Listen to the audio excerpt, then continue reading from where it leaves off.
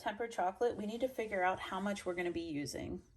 We are going to be tempering the chocolate over a double boiler, so we're going to want to take about 25% of this chocolate, put it in this bowl and set it aside because that's what we'll be using to temper the chocolate. So we have 6 ounces of this, and then we have 2 ounces of the other chocolate that we're going to use to temper it.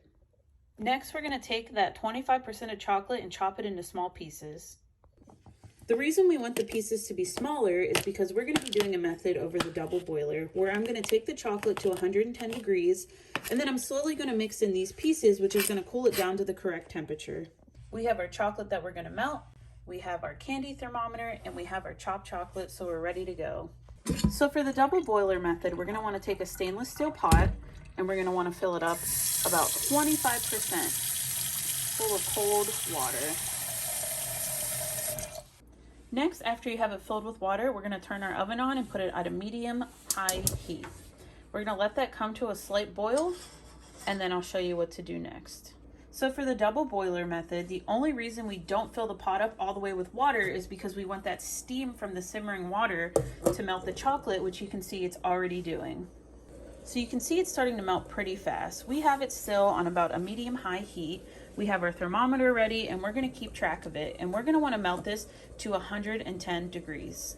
So what I was talking about earlier, all the chocolates that have the different cocoa percentage, we're going to have to melt that cocoa percentage. It starts to melt at around 90 degrees, but we're going to take it to 110 degrees.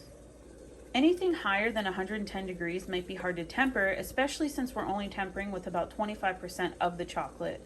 And the reason we cut the chocolate into smaller pieces is that so it'll melt faster and the chocolate will start to temper.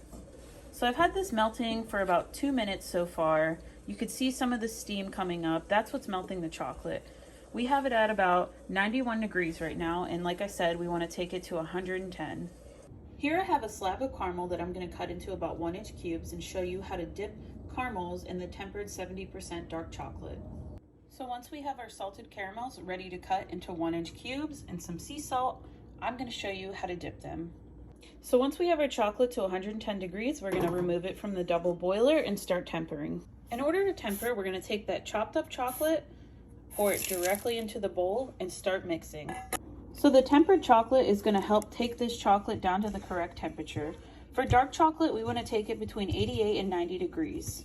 And you can see as we mix, the temperature starts to go down. So as we're getting closer to temp, most of those smaller pieces should start to disappear completely.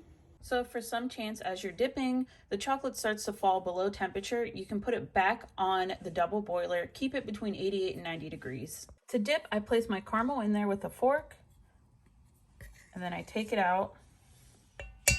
I tap all the excess chocolate off, get those bubbles off. So repeat that step with the rest of the chocolate, and if your chocolate starts to get out of temper, put it back on the double boiler and hold it between 88 and 90 degrees.